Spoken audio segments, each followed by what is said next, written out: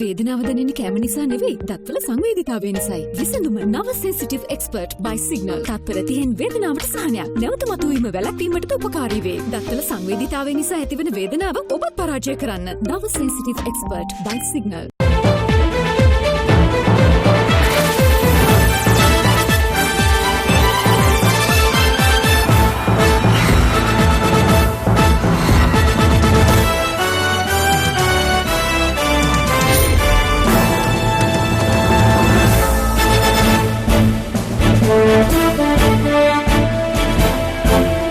අයිබෝවන් සුබ සන්ධ්‍යාවක්. සියලු සමීක්ෂණ වාර්තා නැවත නැවතත් තහවුරු කරන ලංකාවේ අංක 1 ප්‍රවෘත්ති ප්‍රකාශය. පැත්තගියත් ඇත්ත කියන හිරු ප්‍රවෘත්ති සමගින් මම මහේෂ් සේනාරත්න. මම දිලිනි නදීෂා රණසිංහ. ප්‍රථමයෙන් අවධානය ප්‍රධාන ප්‍රවෘත්ති සිරස්තල වෙත.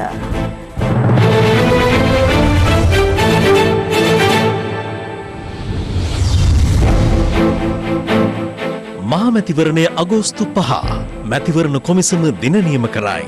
පාර්ලිමේන්තු මහා මැතිවරණය 2020 අගෝස්තු මාස 5 වෙනි දින පැවැත්වෙන බව මෙයින් නිවේදනය කරනවා. සීමාවන්ට යටත්ව ආගමික කටයුතු සහ උපකාරක පන්ති යලි ඇරඹීමට අවසර. සත්වෝද්‍යාන සහ උද්භිත උද්‍යානත් සඳුදා සිට විවෘතයි. සොයිසපුර වෙඩි තැබීමේ සිද්ධියට අදාළ මෝටර රථය සහ රේදුරා පිළියන්දලදී අත්අඩංගුවට. ශැංග්‍රීලා බෝම්බකරුගේ ආන්දෝලනාත්මක හඬපට දෙකක් එළියට. ජාතික රෝහලේ මුදල් කොල්ල කෑ වෛද්‍යවරයා පැය 48ක් රඳවාගෙන ප්‍රශ්න කිරීමට අවසර. දැන් අවධානය දවසේ පුවත වෙත. දවසේ පුවත.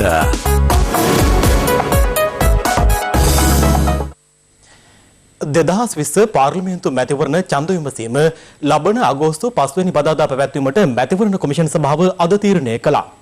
ඊට අදාළ ගැසට් නිවේදනය අද පස්වරුවේ නිකුත් කර තිබෙනවා.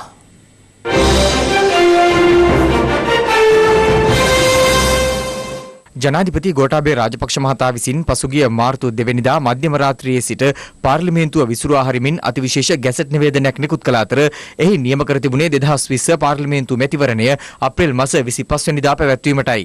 කෙසේ වෙතත් COVID-19 වසංගතය හේතුවෙන් එලෙස නියම කළ පරිදි අප්‍රේල් මාස 25 වෙනිදා මැතිවරණය පැවැත්වීමට නොහැකි බව මැතිවරණ කොමිෂන් සභාව ගැසට් නිවේදනයක් මගින් මාර්තු 21 වෙනිදා නිවේදනය කළා.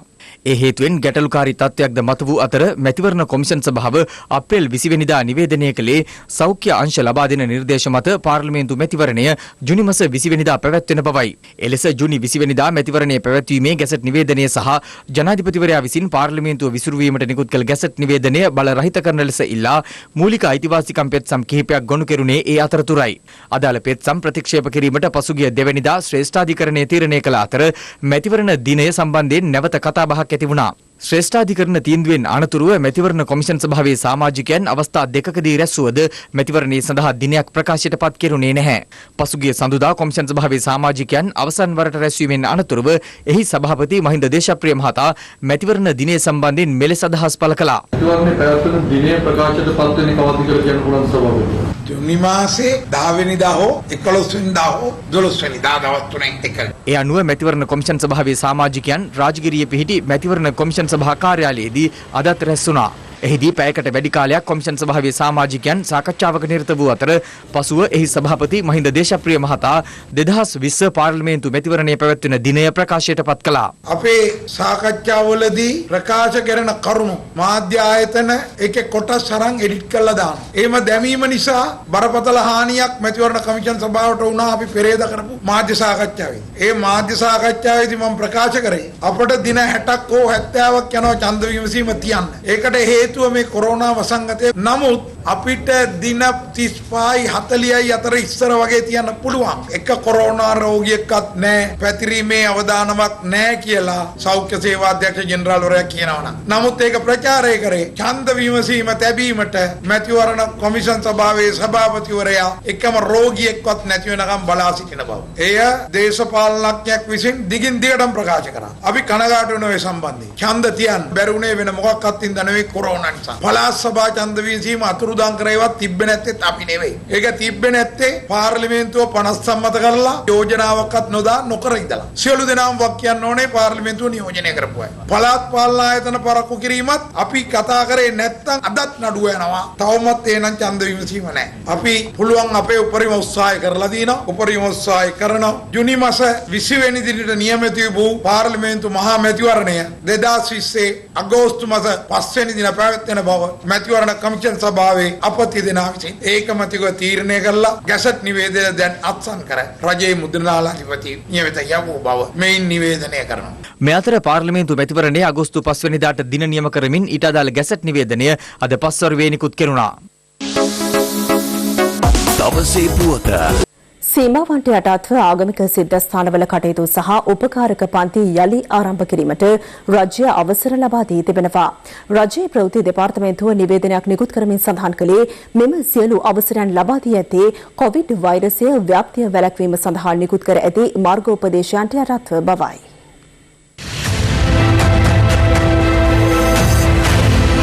ලබන 12 වෙනිදා සිට උපරිම පුද්ගලයන් 50ක සීමාවක් යටතේ ආගමික කටයුතු වෙනුවෙන් ආගමික සිද්ධාස්ථාන විවෘත කිරීමට අවසර ලබා දී තිබෙනවා.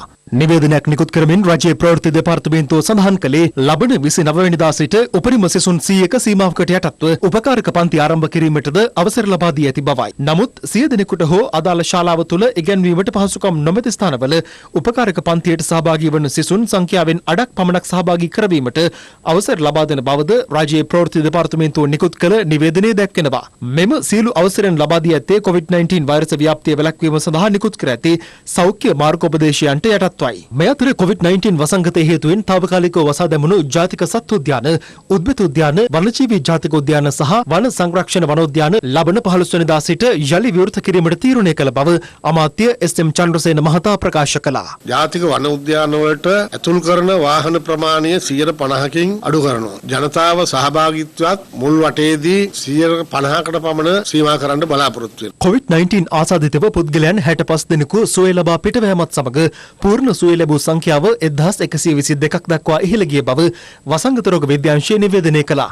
සමස්ත COVID-19 ආසාදිතයන් සංඛ්‍යාව 1861ක් වන අතර ආසාදිතයන් 728ක් තවදුරටත් රෝහල්ගතව ප්‍රතිකාර ලබනවා. ඊයේ වාර්තා වූ නව ආසාදිතයන් දෙදෙනාගෙන් එක් අයෙකු කටාර්හි සිට මෙරටට පැමිණ අම්පාර නිරෝධායන මධ්‍යස්ථානයේ රැඳී සිටි පුද්ගලයෙක්. අනෙක් ආසාදිතයා නිරෝධායනයට ලක්වෙමින් සිටි නාවික හමුදා සමාජිකයෙක් බවයි රජයේ ප්‍රවෘත්ති දෙපාර්තමේන්තුව සඳහන් කළේ. COVID-19 ආසාදිත නාවික හමුදා සමාජිකයන් 45 දෙනෙකු පූර්ණ සුවය ලබා පිටවෑමත් සමග වෛරසයෙන් පූර්ණ සුවය ලැබූ නාවික හමුදා සමාජිකයන් සංඛ්‍යාව 608ක් දක්වා ඉහළ ගොස් තිබෙනවා. මුල් වකවානුවේ දිගටම අපේ තිබුණු හොඳ ලක්ෂණයක් තමයි ප්‍රතිකාරගෙන පිටව යන සංඛ්‍යාව වැඩි සක්‍රියව සිටින රෝගීන් සංඛ්‍යාවට වඩා අපගේ PCR පරීක්ෂණ පැවැත්වීම දිගටම ඉහළාගියක ගන්නවා. ඊයේ දිනේත් 1579ක් PCR පරීක්ෂණ වලට ලක් කරලා තියෙනවා. ඒ වගේම නාවික හමුදාවේ වැලිසර 1300 ගණනක PCR පරීක්ෂණ කිරීමෙන් පසු ලැබී ඇති ප්‍රතිඵල අනුව 5 දෙනෙක් පමණයි ආසාදිතයින් බවට පත් වෙලා තියෙන්නේ. නාවික හමුදාවේ තත්ත්වය පිළිබඳව නැවත සමාලෝචනයක් සිදු කරනවා. සමාලෝචනය කිරීමෙන් අනතුරුව නාවික හමුදා පති වෙත නැවත වතාවක් බාර දෙනවා මින් ඉදිරියට ගත යුතු පියවර පිළිබඳව. කොළඹ ප්‍රදේශ කිහිපයකදී අදත් PCR පරීක්ෂණ සිදු කිරීමට කොළඹ නගර සභාවේ සෞඛ්‍ය නිලධාරීන් පියවරගෙන තිබුණේ මෙලෙසින්. කුඩා නියදිය තෝරාගෙන දුම්රිය ස්ථානයේ අවට මගීන්ගේ සහ දුම්රිය ස්ථානයේ වැඩ කරන උදවියගේ PCR සහ රුධිර පරීක්ෂණ තමයි සිදු කරනු ලබන්නේ. ඊට අමතරව කොළඹ ශ්‍රේෂ්ඨාධිකරණයේ වැඩ කරන පිරිසකගේ කුඩා නියදිය තෝරාගෙන පරීක්ෂණ සිදු කරනු ලබනවා. ගිය සතියේදී ශ්‍රේෂ්ඨාධිකරණයේ සහ කොළඹ වරායාවට අපි PCR පරීක්ෂණ සිදු කරනු ලැබුවා. ඒ පරීක්ෂණ වලනොත් අපිට ප්‍රජාවේ රෝගීන් හඳුනා ගැනීමට හැකි වෙලා නැහැ. මේ අතර යාපනයේ ප්‍රදේශයේ පවුල් 7කට අයත් පුද්ගලයන් 19 දෙනෙකු ස්වයං නිරෝධායනයට යොමු කිරීමට පියවරගත් බව උතුරු පළාත් සෞඛ්‍ය සේවා වෛද්‍ය ආර් කේතිස්වරන් මහතා පවසනවා. ඒ ඉන්දියාවේ සිට යාපනයට පැමිණි රෙදිපිලි අලෙවි කරන්නෙකු නැවත ඉන්දියාවට යාමෙන් පසු COVID-19 ආසාදිත බවට තහවුරු වීමත් සමගයි. මෙම රෙදි වෙළෙන්දාගෙන් රෙදි මිලදී ගත් යාපනයේ ප්‍රදේශයේ පදිංචි පිරිසක් මෙලෙස නිරෝධායනයට යොමු කර තිබෙනවා. COVID-19 වසංගතයට මුහුණ දීම සඳහා ශ්‍රී ලංකා යුද හමුදාව සිදු කළ නව නිර්මාණ ඇගීමේ උත්සවයක් ආරක්ෂක ලේකම් විශ්‍රාමික මේජර් ජෙනරාල් කමල් ගුණරත්න මහතාගේ ප්‍රධානත්වයෙන් අද යුද හමුදා මුලස්ථානයේදී පැවැත්වුණා. අප්‍රේල් මාසේ 30 වෙනිදාන් පස්සේ අපේ සමාජයෙන් කිසිම රෝගියෙක් වාර්තා වුණේ නැහැ. හමුදාවන්, අපේ පොලිසිය, අපේ සෞඛ්‍ය අංශවල දොස්තර මහත්තුරු, හෙදහෙදියන්, PHI මහත්තුරු ගමින් ගමට ගිහිලා, ගෙයින් ගෙට ගිහිලා, පුද්ගලයාගෙන් පුද්ගලයාට ගිහිලා මේ කරපු අනගි සේවය නිසා තමයි මේ තත්ත්වය තියෙන්නේ. රෝගීන් හම්බුනේ නැහැ කියලා යාන්ත්‍රණය නවත්තලා නැහැ, යාන්ත්‍රණය අඩපණ කරලා නැහැ. දෙවෙනි රැල්ලක් එයි කියලා අපි බලාපොරොත්තු නොවුණත් දෙවෙනි රැල්ලක් ආවත් ඒකට මුහුණ දෙන්න අපේ නිලධාරීන්, අපේ සෙබළුන් සහ අපේ සෞඛ්‍ය අංශ සූදානම් කියන එක මම කියන්න කැමතියි.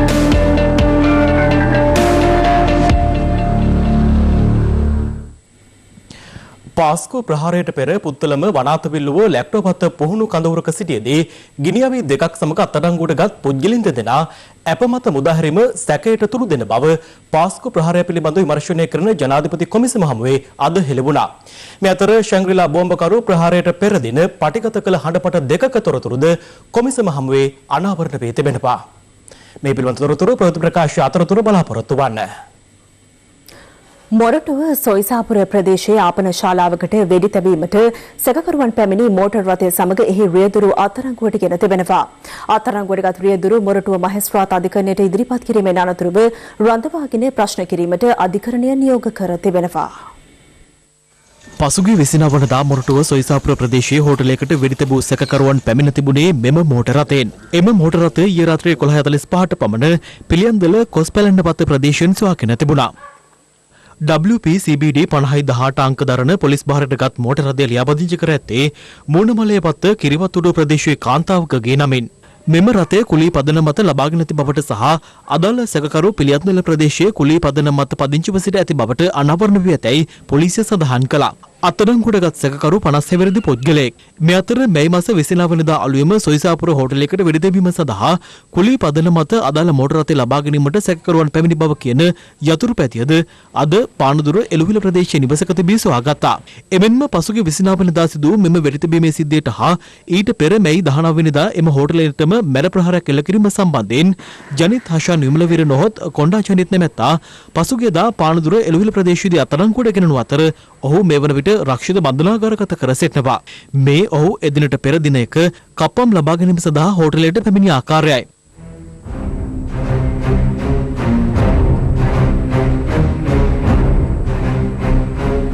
කොණ්ඩ ජනිත් විසින් කප්පම් ගැනීමට පැමිණි බවට සැක කරන මෙම යතුරු පැදියද බොරලස්ගම ප්‍රදේශයේ නිවසක තිබී පොලිසිය සොයාගෙන තිබෙනවා. ඒ බස්නාහිර දකුණු දිසාව අපරාධ කොට්ටාශයේ නිලධාරීන් විසින් කොළඹ ජාතික රෝහලේ මුදල් අයකමිවරයාට ව්‍යාජ ගිනියවියක් පෙන්වා රුපියල් ලක්ෂ 80කට ආසන්න මුදලක් කොල්ල කෑමේ සිද්ධියට අත්අඩංගුවට ගත් වෛද්‍යවරයා පැය 48ක් රඳවාගෙන ප්‍රශ්න කිරීමට අධිකරණය පොලිසියට අවසර ලබා දී තිබෙනවා. ඒ සැකකරු අද මාලිගාකන්ද මහේස්ත්‍රාත් අධිකරණයට ඉදිරිපත් කළ අවස්ථාවේදී මේ අතර ඔහුට කිසියම් මානසික ආබාධයක් පවතින්නේ ද යන්න පිළිබඳවද සොයා බලන බව සිද්ධිය සම්බන්ධයෙන් විමර්ශනය කරන උසස් පොලිස් නිලධාරියෙකු සඳහන් කළා. සෙල්ලම් පිස්තෝලයක් යොදා ගනිමින් ජාතික රෝහලේ ගිණුම් අංශයේ මුදල් අයකැමිවරිය බියගන්වා මෙම මුදල් කොල්ලේ සිදු කර තිබුණේ එම රෝහලේ පුහුණුව ලබන වෛද්‍යවරියෙකු විසින්. කොල්ලේ සඳහා ඔහු බොරු කොණ්ඩයක්ද පැළඳ පැමිණි බව මේ වන විට අනාවරණ වී තිබෙනවා. රෝහල් කාර්ය මණ්ඩලයට ලබා දීමට නියමිතව තිබූ අතිකාල දීමනා වැටුප් මෙන්ම අතිරේක රාජකාරී සඳහා ගෙවීමට තිබූ මුදල් කොල්ල කෑ ඔහු ත්‍රිරෝද රථයකින් පලා ගොස් තිබුණා. කෙසේ වෙතත් එහිදී තවත් ත්‍රිරෝද රථයකින් සැකකරු හඹා ගොස් අත්අඩංගුවට ගෙන තිබුණේ රාජ්‍ය බුද්ධි සේවයේ ආධුනික නිලධාරීන් දෙදෙනෙකු විසින්. එම ත්‍රිරෝද රථයේ රියදුරු සිද්ධිය සම්බන්ධයෙන් මෙලෙස අදහස් පළ කළා. ඇතුලෙන් කට්ටිය දුවගෙන ඇවිල්ලා සල්ලි වගේක් හොරකම් කරන් යනවා කියලා මෙහෙම කියලා කෑ ගැහුවා. මම ඉඳන් කිව්වා පුද්ගලයා ගිය වාහනේ මම දැක්කා. අපි පොලිස් මෝචරිය ගාවදී ඒ වාහනේ මම නවත්තුවා. ඇතුලේ හිටිය කට්ටිය බැස්සා වැහලි ඉවරලා ඒගොල්ලෝ එයාව අල්ලගත්තා. එයා පිස්තෝලයක් ගත්ත උඩට. එච්චරයි ඒක උඩට අරගෙන වාහනේ ඒ වාහනේම බැස්ස මිනිහා. බැස්සට පස්සේ අපෙත් එක ගිය නිලධාරි ඒගොල්ලෝ කෙනෙක් පාරක් ගැහුවේ තුවක්කුව වැටුණා. වැටුණාට පස්සේ එයාව බිම දාලා අල්ලගත්තා. අල්ලගත්තට පස්සේ අපිට ගෙනියන්නවත් කෙනෙක් හිටියේ නෑ. රටේ හොයනකොට තමයි අර මැඩම් ආව එතෙන්ට. එතනදී බිම දාලා අල්ලගෙන ඉන්නකොට මම හොඳට බීලා ඉන්නේ කිව්වා. එච්චරයි කිව්වේ. ඊට පස්සේ එයාගේම ටයි එක ගලවලා තමයි අත් දෙක ගැට ගහගෙන අරන් ගියේ. මෙම සිද්ධිය ජංගම දුරකථනයක පටිගත කර තිබූ ආකාරයයි මේ. අර ටික ගන්න අරගෙන යන්න. ඔව් සල්ලි ගොඩක් ඔය අරයක් ගන්න යන්න අරකෝ. එතනදී අල්ලගන්න බෙතරි ත්‍රිවිල් එකේ මම වාහනේ මෙතන තාත්තට වාහනේ හිටිය තුන් දෙනෙක් බැස්සා. ඒගොල්ලෝ පොලිසිය වගේ හිටියේ. ස්ටෝලේ උත්ති කොහොමද? ස්ටෝලේ තරහ උඩ බැන්නනේ. දැන්ට අනාවරණය කරගෙන තිබෙනවා මෙම සැකකරු සැලසුම් සහගතව එම මංකොල්ල කෑම සඳහා සූදානම් වුණු බවට ඒ වගේම ඒ සඳහා පාවිච්චි කරපු ව්‍යාජ අවිය මිලදී අරගෙන වෙනම තැනකදී ඇඳුම් මාරු කරගෙන ඒ සඳහා ඔත්තු බලලා ඒක සැලසුම් සහගතව සිදු කළ බවට දැන්ට තොරතුරු අනාවරණය කරගෙන තියෙනවා. ඒත් එක්කම මේ සම්බන්ධයෙන් සහාය දුන්න තැනැත්තන් හරි මේ සඳහා පෙළවීම් කරගත් පුද්ගලයෝ ඉන්නවද කියන සම්බන්ධයෙන් දැන්ට විමර්ශනය කරනවා. බලාපොරොත්තු වෙනවා අධිකරණයෙන් රඳවා ගැනීමේ නියෝගයක් ලබාගෙන තවදුරටත් ඒ සැකකරුට සම්බන්ධයෙන් විමර්ශන ඉදිරියට ගෙනියන්න. අපි විමර්ශනය කරන්නේ මෙවැනි පසුබිමක් තියෙන තැනැත්තෙකු මේ අපරාධයට පෙළඹුණේ ඇයි කියන කාරණේ. පොලිසිය සඳහන් කළේ දීර්ඝ කාලයක සිට මෙම කොල්ලේ සැලසුම් කර තිබූ බවට අදාළ ලිපි ලේඛනද මේ වන විට සොයාගෙන ඇති බවයි. රටෙහි පවතින තත්ත්වය තුළ නිසි අවසරයක් නොමැතිව උද්ඝෝෂණ පැවැත්වීමේ හැකියාවක් නොමැති බව පොලිස් මාධ්‍ය ප්‍රකාශක පොලිස් අධිකාරී ජාලිය සේනාරත්න මහතා පවසනවා. ඔහු මේ බව සඳහන් කළේ පෙරටුගාමී සමාජවාදී පක්ෂයේ පිරිසක් අත්අඩංගුවට ගැනීම සම්බන්ධයෙන් අද පැවති ප්‍රවෘත්ති සාකච්ඡාවකදී අදහස් පළ කරමින් පෙරටුගාමී සමාජවාදී පක්ෂය විසින් මෙරට පිහිටි ඇමරිකානු තානාපති කාර්යාලය ඉදිරිපිට ඊයේ උද්ඝෝෂණයක් සංවිධානය කර තිබුණේ ඇමරිකාවේ කළු ජාතිකයෙකු පොලිස් නිලධාරියෙකු විසින් ඝාතනය කිරීමට විරෝධය පළ කිරීම සඳහායි. ඊට එරෙහිව පොලිසිය අධිකරණ නියෝගයක් ලබාගෙන තිබුණේ මේ වන විට රටේ පවතින සෞඛ්‍ය තත්ත්වයට තර්ජනයක් එල්ලවන බව පවසමින්. කෙසේ වෙතත් වාරණ නියෝගය නොතකා ඔවුන් ඊයේ දින මෙරට පිහිටි ඇමරිකානු තානාපති කාර්යාලය ඉදිරිපිට සහ ලිප්ටන් වටරවුමේදී උද්ඝෝෂණයේ නිරත වූ අතර ඔවුන් අත්අඩංගුවට ගැනීමට පොලිසිය පියවර ගැනීමත් සමග ගැටුම්කාරී තත්ත්වයක් හටගත්තා.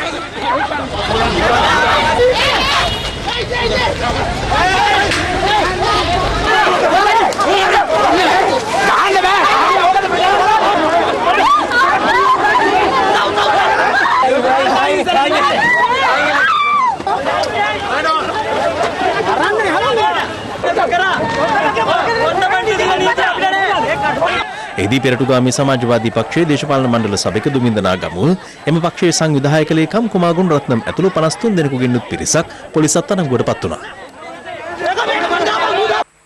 අත්අඩංගුවට පත් සැකකරුවන් 53 දෙනා ඊයේ රාත්‍රියේ කොටුව මහේස්ත්‍රාත් රංග දිසානායක මහතා හමුවට ඉදිරිපත් කෙරුණු අතර එදී සියලු සැකකරුවන් අපමත මුදා හැරීමට මහේස්ත්‍රාත්වරයා නියෝග කළා. පෙරටුගාමී සමාජවාදී පක්ෂය අද ප්‍රවෘත්ති සාකච්ඡාවක් පවත්වමින් ඊයේ ඇති වූ තත්ත්වය පිළිබඳ අදහස් පළ කළා. අපි උද්ඝෝෂණය කළේ නිරෝධායන රීති වලට අනුකූලව නිරෝධායන නීති අපි කැඩුවේ නැහැ කි. නමුත් නිරෝධායන නීති පොලිසිය කැඩුවා. පොලිසිය තමයි අර මීටරේ පරතරෙන් ඉන්න අය ඔක්කොම එකට එකතු කරලා ජීප් වල පටවගෙන එකට දාලා අරන් ගියේ. පොලිසිය තමයි පොඩි කූඩු වල ලොකු පිරිස් දාගෙන හිටියේ. පොලිසිය තමයි මුඛ ආවරණ හෝ විස බීජනාශක කිසිම දෙයක් නැතුව ඇවිල්ලා මිනිස්සුන්ව බදාගත්තේ උද්ඝෝෂකයන්. නිසා පොලිසිය තමයි නිරෝධායන නීති කැඩුවේ. අපේ පැත්තේ නිරෝධායන නීති කඩකිරීමක් උනේ නැහැ. සෞඛ්‍ය සේවා අධ්‍යක්ෂ ජෙනරාල් විසින් පැහැදිලිව උපදෙස් ලබා දී තිබෙනවා. කොරෝනා අවදානම රට තුළ තිබෙන බැවින් මේ උද්ඝෝෂණ ව්‍යාපාර සඳහා අවසර නොදිය යුතු බව. අපි දන්නවා ඊයේ යම්කිසි උද්ඝෝෂණ ව්‍යාපාරයක් පැවතුණා. ඒට අදාළව ශ්‍රී ලංකා පොලිසිය නීතිය ක්‍රියාත්මක කරා අධිකරණයෙන් ඒට අදාළ වළක්වමින් ඒ උද්ඝෝෂණය නියෝගයක් නිකුත් කරලා තිබුණා. නමුත් ඊට පටහැනිව කටයුතු කිරීම නිසා ශ්‍රී ලංකා පොලිසියට සිද්ධ වුණා නීතිය ක්‍රියාත්මක කරන්න යම් පිරිසක් අත්අඩංගුවට ගන්න ඕන අධිකරණයට ඉදිරිපත් කරන්න. මේ අතර සෞඛ්‍ය අමාත්‍ය පවිත්‍ර වන්‍යාරච්චි මහත්මිය සඳහන් කළේ මහජන ඒකරාශී වීම වැරදි ලෙස ඇති කරමින් නැවතත් කොවිඩ් රෝග ව්‍යාප්ත කිරීමේ උත්සාහයක ඇතැම් පිරිස් නිරත වන බවයි. විශාල වශයෙන් මහජන ඒකරාශී වී වලට අපට ඉඩ දීමට පුළුවන් කමක් නැහැ. විශේෂයෙන්ම මේ විශේෂඥ වෛද්‍යවරුන් කියන්නේ මහජනතාව එකතු වීම සිදු වුවහොත් එය නැවත මේ රෝගය රටේ ප්‍රචලිත වීමට ඉඩක් තියෙනවා, බෝ වීමට ඉඩක් තියෙනවා. ඒ නිසා මේවයින් සිද්ධ වෙන්නේ නැවත මේ රෝගය රටේ බෝ වීම සඳහා අවශ්‍ය ඉඩකඩ අවශ්‍ය යටිතල පහසුකම් සලසා දීම. පාස්කු ප්‍රහාරයට පෙර පුත්තලම වඩාතවිල්ලුව ලැක්ටෝපත පුහුණු කඳවුරක සිටියේදී ගිනිඅවිය දෙකක් සමග අත්අඩංගුවට ගත් පුද්ගලින් දෙදෙනා අපමත මුදාහැරීම සැකයට තුරු දෙන බව පාස්කු ප්‍රහාරය පිළිබඳ විමර්ශනය කරන ජනාධිපති කොමිසම හමුවේ අද හෙළිවුණා. මේ අතර ශැංග්‍රීලා බෝම්බකරු ප්‍රහාරයට පෙර දින පටිගත කළ හඬපට දෙකක තොරතුරුද කොමිසම හමුවේ අනාවරණ වී තිබෙනවා. කොමිසම හමුවේ සාක්ෂි ලබා දීම සඳහා පැමිණියේ ප්‍රහාරයේ එල්ලවන විට අපරාධ පරීක්ෂණ දෙපාර්තමේන්තුවේ උප පොලිස් පරීක්ෂක ලෙස කටයුතු කළ දුනේෂ් මලිත අයගමගේ මහතායි. පාස්කිරුදා දෙමටගොඩ මහවිල උද්‍යානයේ නිවසේදී බෝම්බයක් පුපුරවාගත් ෆාතිමා ජෙෆ්රිට අයත් බැංකු ගිණුමකට 2014 9 වන දින ඇමරිකානු ඩොලර් 5435ක මුදලක් තැන්පතු ලෙස තිබූ බවත් කෙසේ වෙතත් ප්‍රහාරයෙන් පසු අදාළ ගිණුම පරීක්ෂා කිරීමේදී එහි ශේෂය ඇමරිකානු ඩොලර් 293.64ක් දක්වා අඩු වී ඇති බවත් සාක්ෂිකරු සඳහන් කළා. සාක්ෂිකරු වැඩිදුරටත් සඳහන් කළේ ගිණුමෙන් ඉවත් වූ මුදල සම්බන්ධයෙන් මෙතෙක් කිසිදු වාර්තාවක් සොයා ගැනීමට නොහැකි වී ඇති බවයි. ප්‍රහාරයට පෙර දින රාත්‍රියේ ඉබ්‍රහීම් ඉල්හාම් දෙමටකොඩ නිවසට පැමිණ හඬපට දෙකක් පටිගත කර ඇති බවද ඔහු කොමිසම හමුවේ අනාවරණ කළා.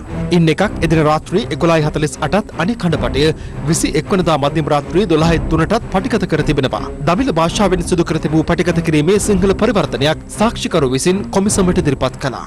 උපුටා ගැනීම මාගේ අම්මාටයි තාත්තාටයි සහෝදර සහෝදරයන්ටයි ලබා දෙන පණිවිඩයයි. මම කෙටියෙන් කියන්නේ අම්මා කරන වැරදි ක්‍රියාවලට දෙවියන්ගෙන් සමාව ගත යුතුයි. එයා පියාගේ ආගම ඇදහිීමේ ක්‍රියාවලින් සමග අන්‍යාගමිකයන් සමග සම්බන්ධතා පැවැත්වීම. හාමුදුරුවන්ට ආධාර ලබා දීමේ කටයුතු වලින් මිදෙන්න බැරිව ගියාට ඒවා සිර කුෆුර් කටයුත්තක්. මෙම පටිගත කිරීම ඔබලා අහන විට මම දෙවියන් ළඟට ගිහින් ඉදී. දෙවියන් පිළිගන්නට ඕනේ මේ සීදි විනාශා ගැනීමක් නොවේ. තමා විසින් කරන දානයක් කියලා. නිකම් මැරෙනවා නම් මගේ ගෙදරදීම බෙල්ල කපා ගන්න පුළුවන්. නැත්නම් කොහේ හරි ගිහින් පණින්න පුළුවන්. මම මෙහෙම අන්‍යාගමිකයන්ව මරාගෙන මැරෙන්නේ දෙවියන් ගාවට යන්න ඕන නිසායි. සරියා මේ රටට එන්න ඕන. දෙවියෝ කුරානයේ කියන්නේ ප්‍රශ්න ඔක්කොම සම්පූර්ණයෙන් ඉවත් වී ආගම සම්පූර්ණයෙන් පිළිපදිනකන් යුද්ධ කරන්න කියලා. ඉස්ලාම් රාජ්‍යයක අන්‍යාගමික අයවලුන් සමග කොයි විදිහටද කටයුතු කරන්න ඕන. ඉස්ලාම් නොවන රාජ්‍යයක කොයි විදිහටද කටයුතු කරන්න ඕන කියන එක හැමෝම දැනගන්න ඕන. ඊළඟ එක මමයි ඉන්ෂාෆුයි අති උසස් ක්‍රියාදාමයකට යනවා. අපි මරණයටපත් වෙනවා. ඒ හේතුවෙන් මෙම පවුලට ගොඩක් කරදර විය හැකියි. මේවා ඔක්කොම දෙවියන්ගේ නියමයන්. ඒ නිසා අනිවාර්යෙන් දරාගෙන පවුලේ අයට උදව් කරන්න. ස්තුතියි. උපුටා ගැනීම අවසන්. එම හඬපට ෆාතිමා ජෙෆ්රි විසින් බෝම්බ ප්‍රහාර එල්ලවීමෙන් පසු පෙන් ඩ්‍රයිව් එකක තමා ඉබ්‍රහීම් ඉල්හම්ගේ සහෝදරය වන ඉබදා ඉබ්‍රහීම්ට ලබා දී සිය දෙමාපියන් හමුවේ ඒවා වාදනය කරන ලෙස දන්වා ඇති අතර එම හඬපට ඉබදා ඉබ්‍රහීම් විසින් ඉබ්‍රහීම් පවුලේ බාල සහෝදරයා වන මොහමඩ් ස්මයිල් වෙත ලබා දී ඇති බව සාක්ෂිකරු සඳහන් කළා. ඒ අනුව එම හඬපට දෙමටකොඩ නිවසේ පිරිස පාස්කු ඉරුදින පෙරවරුවේ ශ්‍රවණය කරමින් සිටියදී කොළඹ අපරාධ කොට්ටාශයේ නිලධාරීන් පිරිසක් එම නිවස පරීක්ෂා කිරීම සඳහා පැමිණ ඇති අතර ෆාතිමා ජෙෆ්රි කුරානයේ කියවමින් සිට ඇති බව සාක්ෂිකරු සඳහන් කළා. එම අවස්ථාවේදී ඇය විසින් බෝම්බය පුපුරවාගෙන තිබෙනවා. මේ අතර කොමිසම හමුවේ සාක්ෂි ලබා දීම සඳහා පුත්තලම විශේෂකාරී බලකා කඳවුරේ වැඩ බලන අනදෙන නිලධාරී ලෙස කටයුතු කළ ප්‍රධාන පොලිස් පරීක්ෂක රම්මුනි අරුණ මහතා අද කොමිසම වෙත පැමිණියා. 2019 ජනවාරි 16 දින පස්වරු 6ට පමණ අපරාධ පරීක්ෂණ දෙපාර්තමේන්තුවේ එවක අධ්‍යක්ෂ ජ්‍යෙෂ්ඨ පොලිස් අධිකාරී ශානි අබේසේකර මහතාගෙන් තමන්ට ඇමතුමක් ලැබුණු බව එහිදී ප්‍රධාන පොලිස් පරීක්ෂකවරයා කොමිසමට දැනුම් දුන්නා. ඔහු පවසා ඇත්තේ වනාතවිල්ලුව ලැක්ටෝවත්ත ප්‍රදේශයට ආරක්ෂාව සපයන ලෙසයි. ඒ අනුව අදාළ ඉඩම තමන් පරීක්ෂා කිරීමේදී සංග්‍රාමික යුද ඇඳුමක් නැවත සකස් කරනු ලැබූ උණ්ඩ පහක් ඇතුළු සැක කටයුතු භාණ්ඩ සමූහයක් හමු වූ බවත් ඔහු වැඩිදුරටත් කොමිසම හමුවේ කියා සිටියා. වෙඩි පුහුණුවක හෝඩුවාවක් මෙන්ම ඉඩමේ නිවසක තිබී මෙරට නිෂ්පාදිත බෝර 12 ගිනිඅබියක් සහ පතරොම් 7ක් සමග වායු රයිෆලයක් සහ ඒ සඳහා යොදා ගන්නා උණ්ඩ හමු වූ බව සාක්ෂිකරු කොමිසමට සඳහන් කළා. මේ අතර අපරාධ පරීක්ෂණ දෙපාර්තමේන්තුවේ ප්‍රධාන පොලිස් පරීක්ෂක ජානක මාරසිංහ මහතාද කොමිසම හමුවේ සාක්ෂි ලබා දුන්නා. 2019 ජනවාරි 16 දින පස්වරු 3:05ට ලැක්ටෝවත්ත ඉඩමට තමන් තස්ලිම් නැමැත්තා සමග පැමිණි බවත් එම අවස්ථාවේ ඉඩමේ පිහිටි නිවසේ තරුණයන් දෙදෙනෙකු සිටි බවත් ඔහු කොමිසමට ප්‍රකාශ කළා. ඔවුන් හමුවීමට පැමිණි තවත් තරුණයන් දෙදෙනෙකු එහිදී හඳුනාගත් බව ප්‍රකාශ කළ පොලිස් පරීක්ෂකවරයා කොමිසමට දැනුම් දුන්නේ ඔවුන්ගේ පරස්පර ප්‍රකාශ හේතුවෙන් සිය බහරයට ගත් බවයි. කෙසේ වෙතත් එම සැකකරුවන් දෙදෙනා රැඳී සිටි නිවසේ ගිනි අවි දෙකක් හමු වූ බවට මීට පෙර සාක්ෂි දුන් විශේෂකාර්ය බලකායේ නිලධාරිවරයා සඳහන් කළ බව කොමිසමේ සභාපති විනිසුරුවරයා අවධානයට යොමු කරමින් ප්‍රශ්න කළා. එහිදී සාක්ෂිකරු සඳහන් කළේ අදාළ නිලධාරියා අද දින මෙම කොමිසමට පවසන තෙක් තමන් ඒ පිළිබඳව නොදැන සිටි බවයි. එසේනම් අපරාධ පරීක්ෂණ දෙපාර්තමේන්තුව එම සැකකරුවන් දෙදෙනාගේ විමර්ශන කඩිනමින් අවසන් කිරීමේ උත්සාහයක සිටියේ දැයි කොමිසම ප්‍රශ්න කළා. ඒ පිළිගත් සාක්ෂිකරු සඳහන් කළේ එසේ කරන ලෙස තමන්ට එවක ජ්‍යෙෂ්ඨ නියෝජ්‍ය පොලිස්පති රවි සෙනවිරත්න අපරාධ පරීක්ෂණ දෙපාර්තමේන්තුවේ එවක හිටපු අධ්‍යක්ෂ ශානි අබේසේකර සහකාර පොලිස් අධිකාරී වික්‍රමසේකර යන අය දිගින් දිගටම උපදෙස් දුන් බවයි. එහිදී කොමිසම ප්‍රශ්න කළේ නිදහස් කළ සැකකරුවන් දෙදෙනා ගැන යම් සොයා බැලීමක් සිදු කළ යුතුව තිබුණේද යන්නයි. එලෙස විමර්ශනය කළ යුතුව තිබූ බව දැන් තමන්ට හැඟී යන බව සාක්ෂිකරු සඳහන් කළා. අදාළ සැකකරුවන් නිදහස් කිරීමට අදාළ වාර්තාව එවක ආරක්ෂක අමාත්‍යවරයාව සිටි හිටපු ජනාධිපති මෛත්‍රීපාල සිරිසේන මහතා වෙත ඉදිරිපත් කර ඊට අවසරය ලබාගත් බවද සාක්ෂිකරු කොමිසම හමුවේ වැඩිදුරටත් සඳහන් කළා. සිය මැතිවරණ ව්‍යාපාරය ආරම්භ කරමින් සමගි ජන බලවේගය අද කොළඹදී විශේෂ වැඩමුළුවක් සංවිධානය කර තිබුණා. ඒ මෙවර එම පක්ෂයෙන් තරඟ වදින සියලු අපේක්ෂකයින් වෙනුවෙන් සමගි ජනබලවේගයේ නායක සජිත් ප්‍රේමදාස මහතාගේ ප්‍රධානත්වයෙන් පැවති මෙම වැඩමුළුව සම්බන්ධයෙන් ඊට සහභාගී වූ නියෝජිතයින් අදහස් පළ කළා. 2019 ඊට කලින් තිබිච්ච මැතිවරණයට වඩා සජිත් ප්‍රේමදාස මැතිතුමා ඡන්ද ලක්ෂ 14ක් වැඩියෙන් අරන් තිනවා. මේ ඡන්දෙදී තවත් ලක්ෂ 5ක් 6ක් වැඩියෙන් ගත්තාම අපි නියත වශයෙන්ම ආණ්ඩුව පීඨවන විශිෂ්ට ජයග්‍රහණයක් ලබා ගන්නවා. අනිවාර්යයෙන්ම සමගි ජනබලවේගය විශිෂ්ට ජයග්‍රහණයක් මෙවර ලබා ගන්නවා කියන එක නියතයි. දැන් තියෙන වර්තමාන තත්ත්වයේ උඩ මුස්ලිම් ජනතාවගේ ජනප්‍රසාදයේ රනිල් වික්‍රමසිංහට තියෙන සජිත් එක්ක මුස්ලිම් ජනතාව නියෝජනය කරන නායකවරු පක්ෂ මන්ත්‍රීවරු සෑමදෙනාම ඉන්නේ සජිත් පිළත් සමගයි. සටේ ප්‍රධානතම පක්ෂය එක්සත් ජාතික පක්ෂය දැන් මේ පක්ෂය දෙකට කඩාගෙන යන ගමනක ජයග්‍රහණයක් ගන්න පුළුවන් මේ. දැන් මං හිටපු ශ්‍රී ලංකා නිදහස් පක්ෂෙත් ඉවරයි. සිරිසේන මහත්තයා එක කාලා දැම්මා. රනිල් මහත්තයා එක්සත් ජාතික පක්ෂේ කාලා දැම්මා. දැන් මේ පක්ෂ දෙකම නෑ. දැන් තියෙන්නේ පොට්ටුවේ සමගි ජන බලවේගය විතරයි. ජයග්‍රහණය කොහොමද ඔබතුමාගේ? ඔයාට මගේ ජයග්‍රහණය ගැන කියන්න තියෙන එකයි. හොඳට බලා ගන්නමයි දිහා. මම තමයි කළුගන්තොට සිංහයා. එච්චරයි. කොරෝනාවට වඩා මූල්‍ය අර්බුදයකට රට තල්ලු කරලා තියෙනවා. ඒ නිසා අපි විශ්වාස කරනවා අද අපේ වැඩමුළුවත් එක්ක දිනන තැනකට අපි යොමු වෙලා ඉන්නේ. එක්සත් ජාතික පක්ෂ අභියෝගයක් නැතුව. ඒක කවදාවත් අපිට අභියෝගයක් වුණේ නැත්තේ මොකද අපි තමයි එක්සත් ජාතික පක්ෂය. මේ අතර සමගි ජනබලවේගයේ අම්බලන්ගොඩ බලමණ්ඩල සභාපති ඩේනට් පනියන්තුවගේ මහතා සිය අපේක්ෂකත්වයෙන් ඉල්ලා අස්වී රජයට සහාය පළ කිරීමට තීරණය කර තිබෙනවා. අපිට කොන්ද ගෙලින් තියාගෙන ප්‍රතිපත්ති ගරුකව අපේ පක්ෂය තුල දේශපාලනය කරන වටපිටාවක් නිර්මාණය වුණේ නැහැ. සජිත් ප්‍රේමදාස මැතිතුමා හරි නායකයෙක් විදියට හරි තීන්දුව ගත්තේ නැහැ. මම මැතිවරණ කොමසාරිස්තුමාටත් මගේ ඉල්ලා අස්වීමේ ලියුම එතුමාට ඊමේල් මගින් යවුවා. ඊට අමතරව මම පක්ෂයේ මහලේකම්තුමා රංජිත් මන්තුමාට මැතිතුමාට මම මේ ලියුම ඇරියා අපේක්ෂකත්වයෙන් මං ඉල්ලා අස් වෙනවා. මට තියෙන්නේ කලකිරීමක්. නායකයෝ පිළිබඳ කලකිරීමක්. කොන්ද පැන නැති නායකයොත් එක්ක දේශපාලනය කරලා වැඩක් නැහැ. මම ගෝඨාභය රාජපක්ෂ මැතිතුමාටත් අපේ අග්‍රාමාත්‍ය මහින්ද රාජපක්ෂ මැතිතුමාටත් එළඹෙන මහමැතිවරණයේදී මගේ පූර්ණ සහයෝගය ලබා දෙනවා. හිටපු පාර්ලිමේන්තු මන්ත්‍රී මංගල සමරවීර මහතා ඡන්ද සරණින් ඉවත් වීම සම්බන්ධයෙන් පක්ෂ විපක්ෂ දේශපාලනඥයින් හා පූජ්‍ය පක්ෂ අදහස් පළ කළා. මේක එක්තරා දේශපාලන උප්පරවැට්ටියක් වෙන්නත් පුළුවන්. ඌ කිසිසේත්ම කියන්නේ දේශපාලනින් ඉවත් වෙනවා කියලා. සමහර වෙලාවට එක්සත් ජාතික පක්ෂයේ සමාජිකත්වයේ අරගෙන ජාතික ලැයිස්තු මන්ත්‍රීවරයෙක් හැටියට පාර්ලිමේන්තුවට බොහෝ විට එන්නට ඉඩකඩ තිබෙනවා. මැතිවරණයකට අපේක්ෂකයෝ ප්‍රචාරක කටයුතු ප්‍රසිද්ධිය තකා අනුකම්පාව තකා නොඑක් විදිහේ දේවල් වලින් පාවිච්චි කරනවා. හෙට උදේ විතර වෙනකොට මංගල සමරවීර මහත්තයාගේ අර මාතර ගෙදර වහල උඩ 100ක් 200ක් විතර නගීද දන්නෙත් නෑ. තව සමහරු වස කුප්පියක් ගේ මාතර අරගෙන සර් චන්දුල් නැත්තම් අපි වස බොනවා. එහෙම නැත්තම් අපි මේ වහලෙන් පයින්නවා. නැත්තම් අපි මේ ඔරලෝසු කන උඩ නැගලා ඉන්නවා කියලා මොකක් හරි දෙවනි රංගපෑම ලෑස්ති කරලත් දන්නේ නැහැ. එතුමා යම් ප්‍රතිපත්තියක එතුමාගේ යම් හේතු නිසා ඡන්ද සටනෙන් ඉවත් වෙනවා කියලා විතරයි කියලා තියෙන්නේ. හැබැයි අනිත් ඒවා වල එතුමා ඉන්නවා. එතුමා මොකක් හරි පෞද්ගලික හේතුවකට වෙන්න ඕනේ. ඒක මට කියන්න බෑ.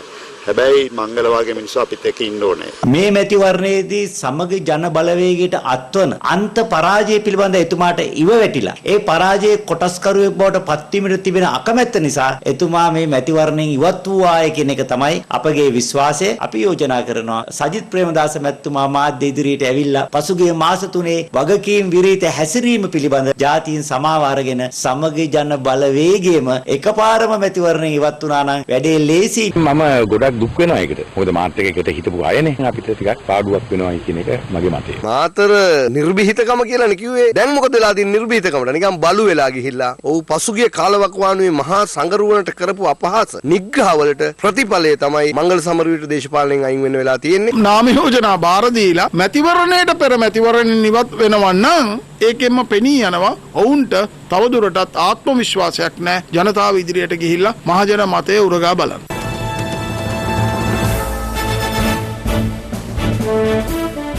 හිරු CIA අනාවරණයෙන් පසුව මෙතෙක් කලක් තිස්සේ නැවතී තිබූ කන්තලේ තුම්මෝදර ප්‍රදේශයේ ගංවතුර පාලනය සඳහා මහවැලි ගඟේ ඉදිකරන ආරක්ෂිත වේලි ඉදිකිරීම මේ වන විට ආරම්භ කර තිබෙනවා. කෙසේ වෙතත් හිරු CIA කළ නවතම ගවේෂණයේදී හෙළ වූයේ මෙම ඉදිකිරීමද ප්‍රමිතියකින් තොරව සිදුවන බවයි.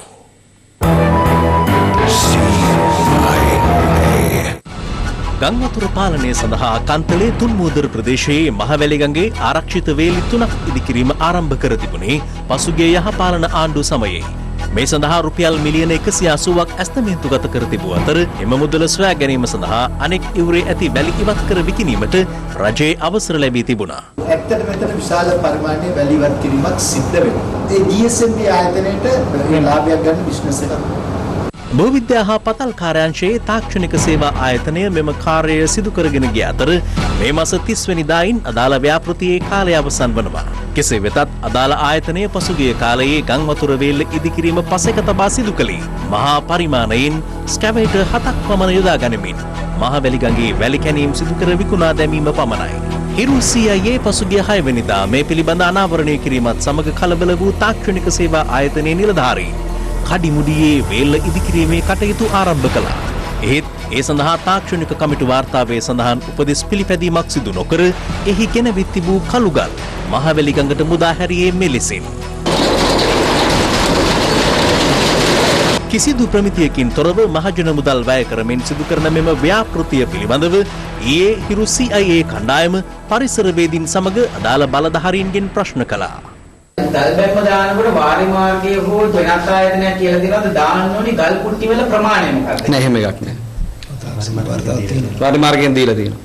මම ඔබතුමාගෙන් අහුවොත් මේ දාලා තියෙන ගල් කුට්ටි කුඩා වැඩි ගම් වතුරකදී මේ ගල් කුට්ටි ආපහු ගහගෙන යනවා කියලා ගඟට මොකද කියන්නේ? වාරි මාර්ග දෙපාර්තමේන්තුව අධීක්ෂණයේ යටතේ ඒගොල්ලෝ රෙස්පොන්සිබිලිටි ගන්නවා නම් ගැටලුවක් නැහැ. ඉතින් මෙතන රෙස්පොන්සිබිලිටි ගන්න කෙනෙක් නැහැ නේ. අපි නිවුස් එකේ ගෙවුවට පස්සේ තමයි ඔබතුමාලා ගෙනාලා කිසිම සමිතියකින් තොරව ගල් ටික එතනින් අතාරින්නේ. අපි ළඟ දර්ශන තියෙනවා. නෑ තාමත් මේක ෆවුන්ඩේෂන් එක ඉවර නෑ. තාමත් මේ තර්ඩ් ඩ්‍රෝයින් එකේ වැඩ පටන් ගත්ත විතරයි. මේ ව්‍යාපෘතිය තාම අසාර්ථක බව ස්ථිර වෙන කාරණේ තමයි විශාල ජල ප්‍රවාහයකට දරා ගන්න අමාරු ප්‍රමාණය කළුගල් ටිකක් තමයි මෙතන එකතු කරලා තියෙන්නේ. ගං වතුර පාලනය සඳහා සිදු කරන මෙම ව්‍යාපෘතිය පිළිබඳව අපට කිසිදු ගැටලුවක් නැහැ. නමුත් කුමන රජයේ ආයතනයක මැදිහත් වීමෙන් හෝ නියමිත ප්‍රමිතියෙන් යුතුව මෙම ආරක්ෂිත වේලි ඉදිනවන්නේ නම් එය ගඟට කැපූ ඉනිමෙන් වන බව අපගේ විශ්වාසයයි. ඉදිරියේදීත් හිරු CIA අවදි නැත මේ පිළිබඳ අවධානය.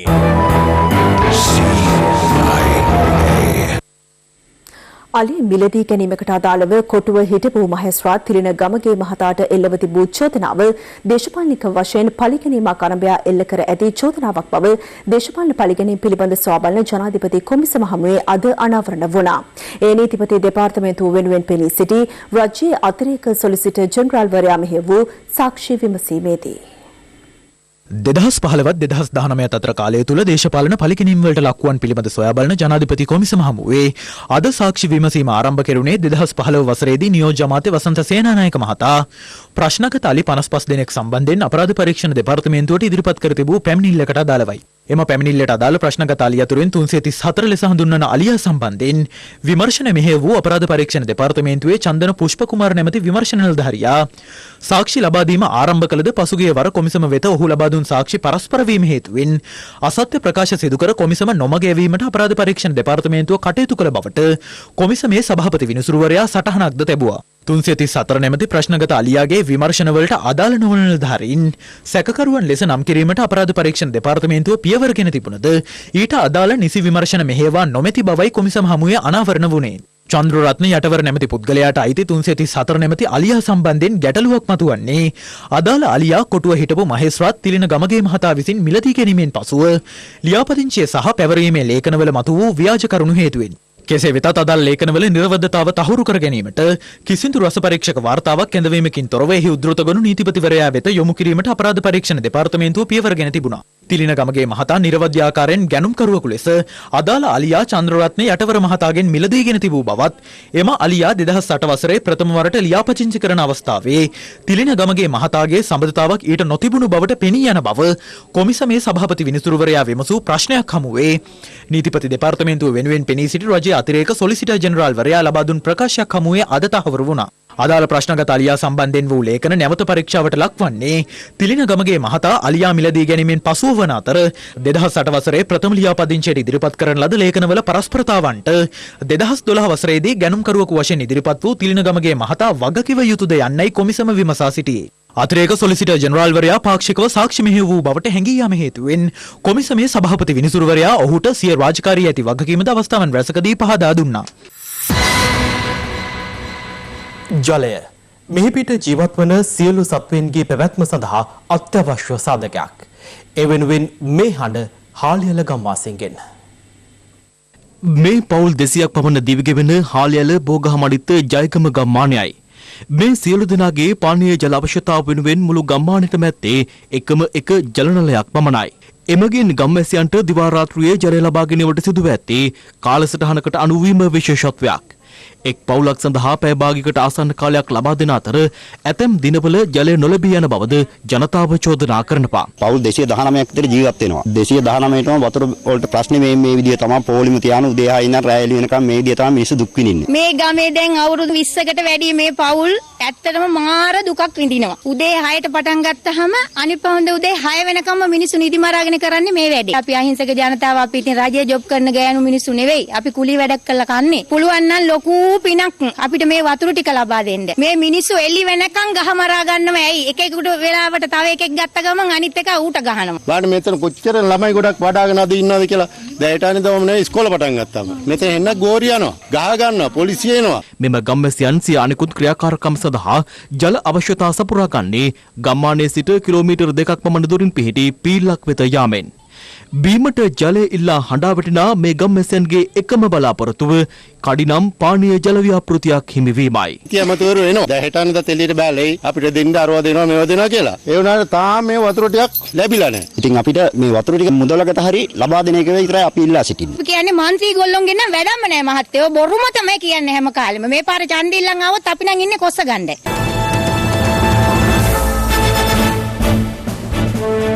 දැන් තවත් දේශීයපත් කිහිපයක් සමගින් රටවටා hero.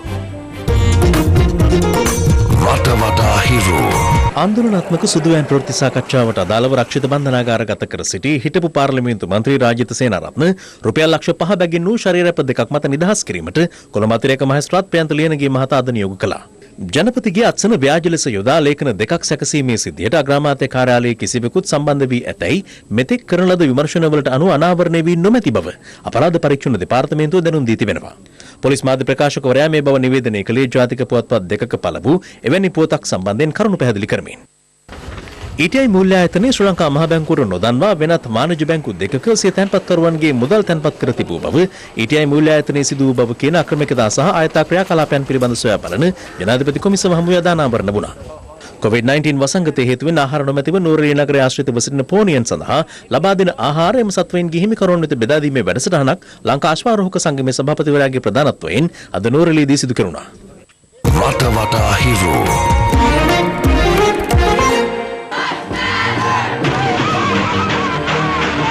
I did not murder her. They are here to assassinate us.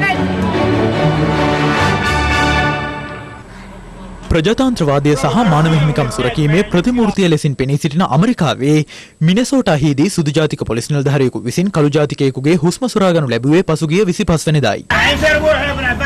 George Floyd නම් කළු ජාතිකයා මිය යාමත් සමග වර්ගවාදයට එරෙහිව සහ ජෝර්ජ් ෆ්ලොයිඩ් හට යුක්තිය ඉටු කරන ලෙස ඉල්ලා කොවිඩ් අවදානමද නොතකමින් ඇමරිකාවේ මෙන්ම ඉන් පිටත රටවලත් විරෝධතා රැල්ලක් නිර්මාණය වුණා. මේ අතර ඝාතනය කෙරුණු ජෝර්ජ් ෆ්ලොයිඩ්ගේ දේහය පිළිබඳ අවසන් කටයුතු ඊයේ සිදු කෙරුණේ හූස්ටන්හිදී.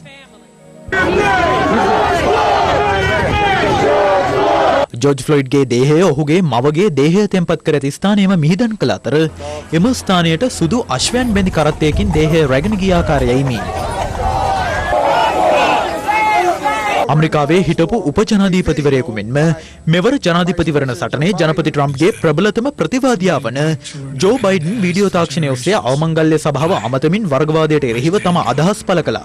ජෝර්ජ් ෆ්ලොයිඩ්ගේ ඥාති දියණියක්ද වර්ගවාදයට එරෙහිව එහිදී අවමංගල්‍ය සභාව ඇමතුවේ ආවේගශීලීවයි. These laws need to be changed. No more hate crimes, please. Someone said make America great again. But when has America ever been great? මෙසෝදානම සමුගෙන යන්නට. පැත්ත නොගත් ඇත දැනගැනීමේ අයිතිය තවදුරටත් තහවුරු කර ගැනීමට ඔබගේ ජංගම දුරකථන ජාලය අනුව තිරදිසන පරිදි හිරු ප්‍රවෘත්ති SMS සේවාව සක්‍රිය කරගන්න. අපි යලි හමුවන්නේ අද රාත්‍රී 9:55ට. ආයිබෝවන්.